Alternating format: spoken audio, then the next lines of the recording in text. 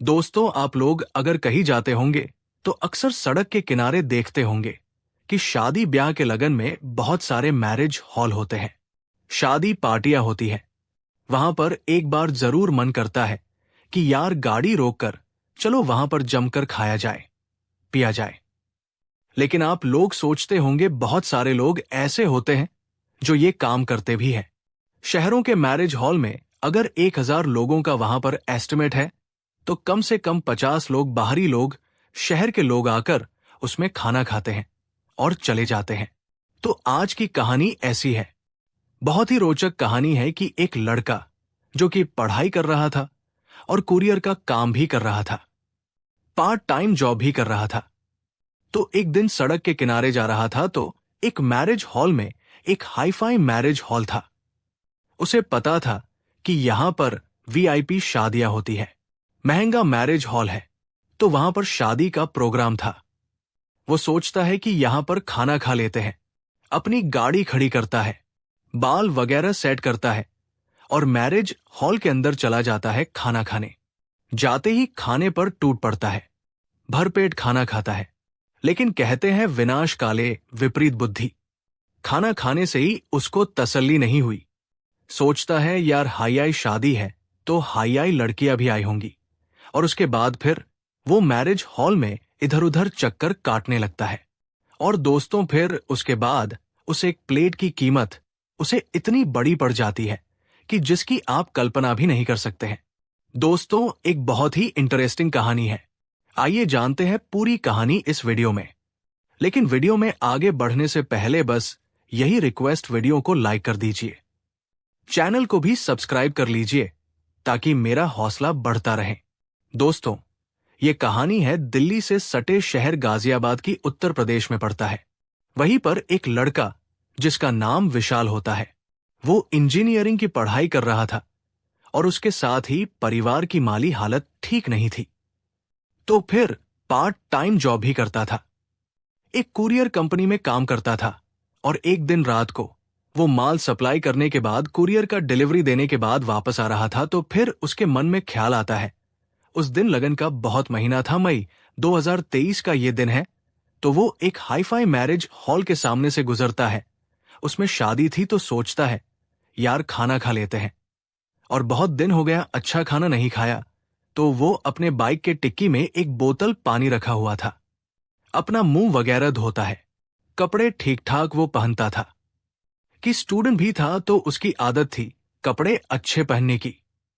वो वहां पर गाड़ी खड़ी करता है और फिर उसके बाद वो मैरिज हॉल के अंदर चला जाता है। लेकिन जब मैरिज हॉल के अंदर जाता है तो उसका सामना कुछ अजीबोगरीब लोगों से होता है, जिसमें 5 लोग थे, एक उसमें महिला थी, बाकी 4 लोग थे। ये सभी लोग, इन लोगों को देखकर वो हैरान हो जाता है क्योंकि कुछ ही दिन पहले इन लोगों को एक पार्क में ये देखा था और पार्क में ये लोग बैठकर, वो भी वहीं पर बैठा हुआ था, किसी काम से गया हुआ था। तो देखता है कि ये लोग बहुत ही खतरनाक लोग हैं, बहुत ही खतरनाक प्लान बना रहे, आपस में बातें कर रहे थे। और इन लोगों को वहां पर देखता है तो उसके बाद वो थोड़ा चौकन्ना हो जाता है। फिर सोचता है होंगे इनके रिश्तेदार वगैरह होंगे, क्योंकि अच्छे खासे वो कपड़े पहन रखे थे और बारातियों की तरह वह भी थे। वहां पर तो वह जाता है, पहले तो उसे भूख लगी थी, जाता है, खाने पे टूट पड़ता है, मिठाई वगैरह, खाना वगैरह भरपेट खाता है। खाने के बाद डकार मारता है। उसके बाद सोचता है यार हाईफाई शादी है तो हाईफाई लोग आए होंगे, लड़कियां आई होंगी, चलो उनके दर्शन किया जाए। तो फिर वो चारों तरफ घूमने लगता जाता है। जहां पर लड़की पक्ष वाले थे तो वहां पर दुल्हन की एक बहन थी जिसका नाम काजल होता है। काजल की उम्र 22-23 साल की थी। उसको देखता है तो बस देखते ही रह जाता है क्योंकि वो ज्यादा ही चमक रही थी। दुल्हन की बहन ही थी वो। तो फिर वो उसके पीछे आगे पीछे घूमने लगता है, उसे निहारने लगता है। लेकिन काजल जो थी वो परेशान थी। इसलिए परेशान थी कि कुछ खाने को उसे मिल नहीं रहा था। बहुत सारे आइटम बने हुए थे। तो वो अपने सहेलियों से कहती है कि यार क्या फायदा, जब इतनी भीड़ है वहां पर, जहां पर खाना लगा हुआ है, जहां पर स्टॉल लगे हुए हैं, स्नैक्स लगे हुए हैं। हम लोग वहां पर जा नहीं पा रहे हैं। बेटर कोई आ नहीं रहा है यार। बहुत प्रॉब्लम है, कैसे खाया जाए? विशाल ये बात सुनता है तो फिर वो वहां से जाता है, एक बेटर को पकड़ता है और कहता है, क्यों बे, ये इधर तेरे सारे रिश्तेदार आए हुए हैं, क्या जो तू उधर ले जाकर सबको खिला रहा है? जिधर लेडीज है उधर क्यों नहीं जाता? कहता है, साहब मैं तो हर तरफ जा रहा हूं, हम तो कई लोग हैं, लेकिन इतने लोग हैं कि बीच रास्ते में ही 10 कदम जाओ तो सारी प्लेट वो खाली कर देते हैं, उठा लेते हैं। कहता नहीं, चल अभी प्लेट लगवा चाट का और चल वहां पर जहां ले हैं। कहता है, साहब अगर आप साथ में रहेंगे तो आप लोगों को मना कर सकते हैं, क्योंकि आप लोग पहचानते होंगे। मैं तो किसी को मना नहीं कर सकता, तो आप साथ में रहिए, तो फिर मैं ले जाकर वहां पर सर्व कर दूंगा। वो कहता है, ठीक है। बेटर जाता है, ट्रे में पूरा चाट लगवाता है। उसके बाद वह जाता है जहां पर काजल बैठी थी, वहां पर और सारी लड़कियां थी। तब जब ये वहां पर पहुंचता है तो ये जनाने की कोशिश करता है कि हां, मैं ही इसको पकड़ कर लाया हूं। एक आध बार उसकी और काजल की नजर मिल भी चुकी थी। उसे डपते हुए कहता है, ये लोग तुझे दिखाई नहीं दे रहे हैं? कब से ये लोग बैठे हैं, इनको कुछ नाश्ता वगैरह मिल नहीं रहा है, तुम लोग उधर ही खिला रहे हो, पता नहीं किसको खिला रहे हो। कहता है, अरे साहब अब खिला देंगे, आप साथ में रहेंगे तो खिला देंगे। जब काजल देखती है नाश्ता वगैरह तो वो खुश हो जाती है, उसकी सहेलियां खुश हो जाती है। उसके बाद हंसी जाक भी चलता है। काजल कहती है, चलो कोई तो है हमारा ख्याल रखने वाला यहां पर, और उसके बाद वो हंसती है, खाती है। फिर ये कहता है, विशाल की और क्या खाइएगा आप लोग, बताइए। वो कहती है कि अभी तो यही शुरुआत है, अभी तो हमने कुछ खाया ही नहीं, तो जो है वो खिला दीजिए।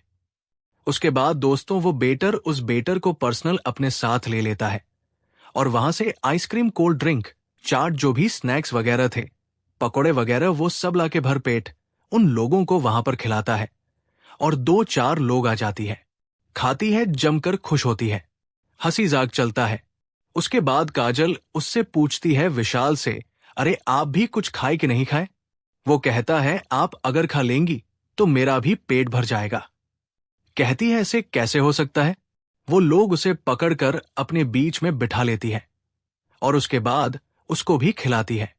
काजल कहती है, आप दीदी के क्या लगेंगे? कहता है, कौन सी दीदी? कहती है, अरे भाई दुल्हन के आप क्या लगते हो? आप बाराती हो ना, लड़के की तरफ से हो ना? कहता, हाँ मैं तो दुल्हन का देवर लगूंगा। अब फिर और मजाक चलता है। तो इस टाइप की कुछ बातें हुई। उसके बाद वो कहती है, यार बहुत ज्यादा आपने खिला दिया। कहता, कोई बात नहीं, अभी डांस वगैरह करेंगी तो फिर पच जाएगा। कहती है, अच्छा आप भी करते हैं डांस? कहता, हाँ मैं तो कर लेता हूं, बिना डांस किए तो मेरा मन ही नहीं मानता। वो भूल जाता है कि हाँ वो वहां पर अनजान है, ना तो लड़की के तरफ से ना लड़के के तरफ से है, और लोग अगर उसको पकड़ेंगे, कोई आकर वहां पूछेगा, हाँ भाई तू क्यों घुस रहा है इनके बीच में, तो फिर वो क्या जवाब देगा? वो भूल जाता है। 2-4 लड़कियां उससे हंसती है, बात करती है, वो अपने आप को हीरो समझने लगता है। और उसके बाद जो दुल्हन होती है, दूल्हा होते हैं, वो जयमाल पर जाते हैं। आगे की कार्यक्रम की शुरुआत होती है और ये दोस्तों डांस फ्लोर पर चला जाता है डांस करने के लिए। इधर ये जो 5 लोग थे, जो गिरोह था, जिसमें एक लेडीज थी, 4 जेंट्स थे जो कि बारातियों में शामिल थे, उनकी नजर दोस्तों दुल्हन के भाई के ऊपर थी, जिसके हाथ में एक बैग था। उस बैग में 1 लाख रुपए थे, कम से कम 1 लाख रुपए के जेवर थे। उसमें 4 महंगी घड़ियां थी जो कि वो लोग दूल्हे पक्ष को गिफ्ट देने वाले थे। तो ये सारा चीज कम से कम 25 लाख रुपए का उसमें उस बैग में संपदा थी। और वो जो है दुल्हन का भाई अपने गोद से लगाए हुए पूरी सतर्कता के साथ उसको घूम रहा था, और ये लोग उसी के आगे पीछे उस बैग को हथियाने के चक्कर में ये लोग भी घूम रहे थे। तो उसके बाद विशाल जाता है, वहां पर डांस करने लगता है, और वो इतना अच्छा डांस करता है कि फिर काजल को बुलाता है। काजल खुद को रोक नहीं पाती, क्योंकि वह भी डांसर थी, सीख रखी थी, उसने क्लास ले रखा था, और वो एक एडवोकेट थी। वकील थी, पढ़ाई कर रखी थी उसने, और उसके बाद वह भी जो है जाती है, उसे ज्वाइन कर लेती है। दोनों बहुत ही अच्छा डांस करते हैं। अब कोई ये नहीं पूछता भाई तू कौन है, कौन कहां से आया है। घराती समझ रहे थे, चलो बाराती है। बाराती समझ रहे थे, चलो घराती है, घर का होगा। दोनों बहुत बेहतरीन डांस कर रहे थे। लेकिन ये जो लोग थे, ये बैग लेने के चक्कर में जो दुल्हन का भाई था उसे घेरे हुए थे। एक जाकर उससे कहता है कि भाई साहब आपके बहन की शादी है, लेकिन आप जो है वो खुश नहीं नजर आ रहे हैं। क्या बात है? अब काजल का जो भाई था वो कहता है नहीं भाई ऐसी कोई बात नहीं है, मैं खुश क्यों नहीं हूं, बहुत खुश हूं, बहुत अच्छा सब कुछ हो रहा है। तो वो कहते हैं तो फिर डांस करिए ना आप। वो मना करता है, सोचता है मेरे हाथ में बैग है, और उनको वो जानता नहीं था। सोचता है चलो घर वाले होंगे। कहता है अरे अभी कर लेंगे, अभी आगे का कार्यक्रम होने दीजिए। तब तक वो लेडीज आ जाती है जो उनके गिरोह में शामिल थी। वो इस तरीके से थी कि एकदम बिल्कुल आकर्षण का केंद्र वो भी बनी हुई थी। जो भी देखता उसे देखते जाता। वो आकर दुल्हन के भाई को, यानी प्रियांशी के भाई को कहती है कि दुल्हन से ज्यादा तो दुल्हन का भाई शर्मा रहा है। और क्या बात है, चलो डांस तो करना ही पड़ेगा, हम लोग आपको नचा कर ही छोड़ेंगे। वो कहता है अब कैसे मना करूं इनको। उसके बाद उसके पिताजी वहीं पर खड़े थे। अपने पिताजी को वो बैग दे देता है। जब ये लोग जबरदस्ती उसको खींचने लगते हैं, पिता बैग ले लेते हैं और उसके बाद वो खड़े हो जाते हैं और ये लोग उसे नचाने लगते हैं। एक उनके साथ डांस करने लगता है। अब जो उसके पिता थे, दुल्हन के बैग उनके पास था। ये लोग अब उन पर नजर गड़ाते हैं और उसके बाद फिर एक और आता है उनमें से। वो कहता है कि सर आप अगर 2 मिनट अपने बेटी के लिए 2 ठुमके लगा देंगे तो फिर इस पार्टी की रौनक बन जाएगी। वो संकोच करते हैं, कहते हैं अब वही उनके मन में था। एक तो डांस करना नहीं चाहते थे, दूसरा वो बैग था। वो कहते हैं कि नहीं नहीं रहने दीजिए।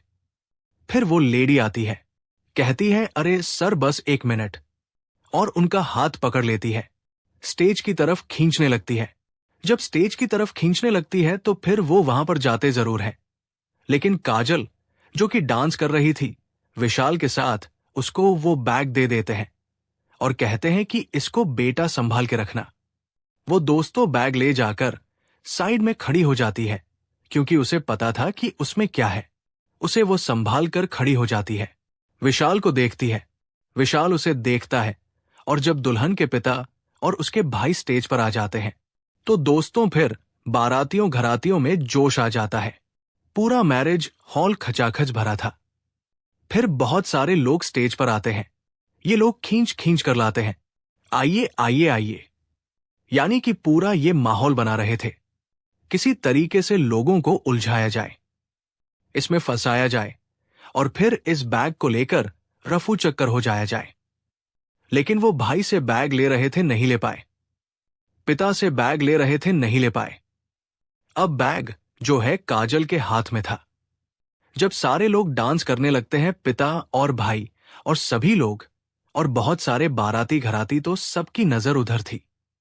कैमरों की जो है फोकस वहीं पर था और इनका जो फोकस था ये वहां से निकल आते हैं और फिर वो काजल के ऊपर आगे पीछे उसके घूमने लगते हैं। महिला जाती है, कहती है कि कुछ भी हो, लेकिन आप जैसा डांस कर रही थी वैसा कोई नहीं कर पा रहा है, आपके डांस का कोई जवाब नहीं। काजल कहती है सच में, वो कहती हां बहुत अच्छा आप कर रही थी, तो आप अगर इसमें 5 मिनट के लिए आप और डांस कर देती तो वीडियो बहुत अच्छा बन जाता। अभी आपके जो है दीदी और जीजा को भी लेकर आएंगे, यानी दूल्हे और दुल्हन की बारी है, उनको भी लाएंगे। वो खुश हो जाती है, उनके बातों में आ जाती है, बातों में उलझ जाती है। वो भूल जाती है कि उसके पास कौन सी जिम्मेदारी है। उसके पास जो बैग है उसमें क्या है। फिर वो बैग उसका संभालती कहती लाइए और आप जो है डांस करिए। उसके बाद मैं दूल्हा और दुल्हन को लेकर आती हूं। दोस्तों महिला उनसे बैग ले लेती है, काजल से बैग ले लेती है और उसके बाद जो है उस बैग को, जो उस गिरोह का मास्टरमाइंड था, उसके हाथ में पकड़ा देती है। किसी को ये नजर ही नहीं आया कि इस बीच में ये 4-5 लोग कर क्या रहे हैं। लेकिन जब काजल बैग उसको दे देती है, उसके बाद उछल कर स्टेज पर जाती है। चहकते हुए जाते ही विशाल का हाथ पकड़ती है।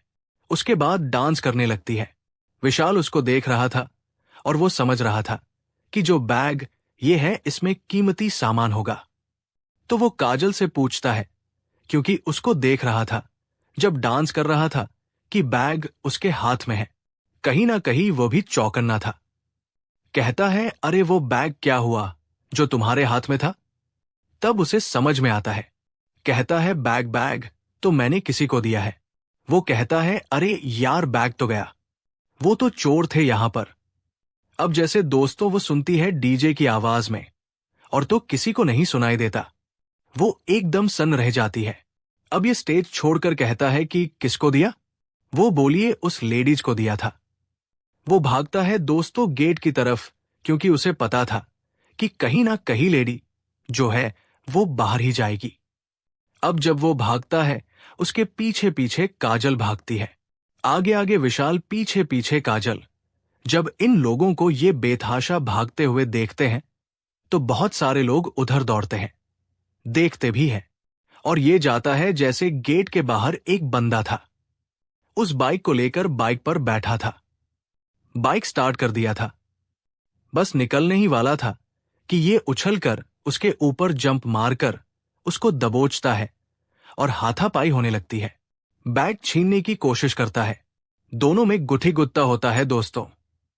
तो वो चाकू निकाल लेता है और उसके बाद 1-2 वार उसके ऊपर करता है। 1-2 चाकू उसे लग भी जाता है, कई बार कर देता है। तब तक सारे लोग जुटते हैं, लेकिन दोस्तों बैग आखिरकार विशाल जो है हथिया लेता है। काजल भी जो है वहां पर, अब वो चिल्ला रही थी। सबसे करीब वही थी। बाकी लोगों को समझ में नहीं आया हो क्या रहा है। उसके पिता और भाई तो भी पीछे ही थे। और उसके बाद दोस्तों फिर जब वो बैग अपने कब्जे में ले लेता है और ये भाग जाता है, वो लेडीज का भी पता नहीं चलता कहाँ गई। सारे लोग गायब हो गए, सिर्फ एक पकड़ा जाता है। वो भी विशाल उसे पहचानता है, तब कि हाँ ये भी है उन्हीं लोगों में। जब उसको पकड़ते हैं, पुलिस आती है। पुलिस अब छानबीन करती है तो विशाल से पूछती है, भाई तुम कौन हो? अब वो कहता है, कोई जवाब नहीं दे पाता क्योंकि वह तो खाना खाने आया था।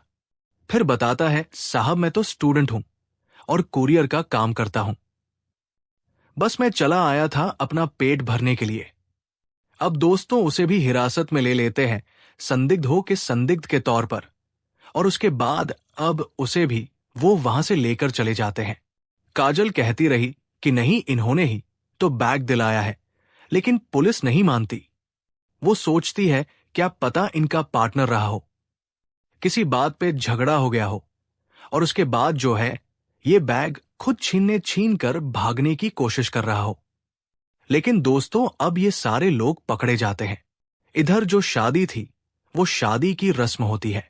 शादी होती है, अगले दिन दुल्हन की विदाई होती है सुबह सुबह। और फिर सारे लोग इधर भूल जाते हैं कि विशाल कौन था, वो बदमाश कौन थे। लेकिन जो काजल थी, वो इस केस की पैरवी करती है कि वो भी एक एडवोकेट थी। अभी वो प्रैक्टिस कर ही रही थी, तो वो जो है अपने सर से मिलती है और कहती है कि सर ऐसे इस बात है। और उसके बाद वो जाकर विशाल की पैरवी करने के बाद उसको जो वकील होते हैं वो बातचीत करते हैं और पुलिस वाले फिर उसको क्लीन चिट देते हैं। जब विशाल के और सारे दोस्त आते हैं जो कि उसके साथ पढ़ रहे थे, इंजीनियरिंग कर रहे थे, कि हाँ भाई ये हमारा ही दोस्त है, सीधा साधा है, कभी जाता नहीं था, चला गया। लेकिन असल में जब वो काजल को बताता है कि तुम्हारी वजह से मैं फंस गया, क्योंकि खाना तो मैंने खा ही लिया था, जो करने गया था कर ही लिया था, लेकिन तुम्हारी आंखों में ऐसा डूबा कि डूब ही गया। दोस्तों कहीं ना कहीं उन दोनों में लगाव हो ही चुका था मैरिज हॉल में ही। और उसके बाद दोनों एक दूसरे से प्यार करने लगते हैं, बातें करते हैं। लेकिन परिवार वालों को जब ये पता चलता है तो दोस्तों अमीरी और गरीबी बीच में आ जाती है। उन्हें ये बातचीत उन्हें मंजूर नहीं था। काजल को मना करते हैं और वो जो है मानती नहीं, कहती है अच्छा लड़का है, क्योंकि वो एडवोकेट थी और वकालत में सारा कुछ उसके सामने आता था। आए दिन जो है पति का झगड़ा, गर्लफ्रेंड बॉयफ्रेंड का झगड़ा, ये सब कुछ आता रहता था। सारा केस वो हैंडल करती थी, देखती थी। तो उसे पता था कि विशाल जो है एक अच्छा लड़का है। और दोस्तों फिर अब परिवार वाले यही कहते हैं कि नहीं, अभी वो पढ़ रहा है, उसका क्या बैकग्राउंड है, तमाम चीजें, कास्ट भी दोनों का अलग ही था। फिलहाल विशाल जो है एक अच्छा स्टूडेंट था। दोस्तों वो अपना इंजीनियरिंग क्लियर करता है। 2025 में उसको नौकरी लगती है, एक प्राइवेट कंपनी में अच्छा जॉब लगता है, करीब 60,000 रुपए महीने का। और उसके बाद जाकर कहीं ना कहीं जो काजल के परिवार वाले थे वो कुछ नरमी दिखाते हैं और फिर दोस्तों वह इस रिश्ते को मंजूरी देते हैं। और अभी इसी महीने में दोस्तों कुछ दिन पहले ही काजल और विशाल की शादी होती है, धूमधाम से, उसी मैरिज हॉल में, उसी डांस फ्लोर पर। दोनों दूल्हा दुल्हन के रूप में बहुत ही शानदार तरीके से डांस करते हैं और दोनों एक दूसरे को पाकर बहुत खुश हुए हैं। तो उनको बहुत बहुत बधाई। दोस्तों ये कहानी खुद काजल और विशाल ने शेयर की थी। तो आपको ये कहानी कैसी लगी और आपने क्या कभी ऐसे बिना बुलाए किसी दे दावत में जाकर आपने दावत का फायदा उड़ाया है या नहीं उड़ाया है, ये भी कमेंट करके बताइएगा। फिलहाल आपको कहानी कैसी लगी काजल और विशाल की, आप कमेंट करके जरूर बताएं। और इसी प्रकार की कहानियों के लिए चैनल को सब्सक्राइब करें। वीडियो को लाइक नहीं किया अभी तक तो लाइक कर दीजिए। फिर मिलेंगे अगले वीडियो में, तब तक के लिए धन्यवाद। जय हिंद, जय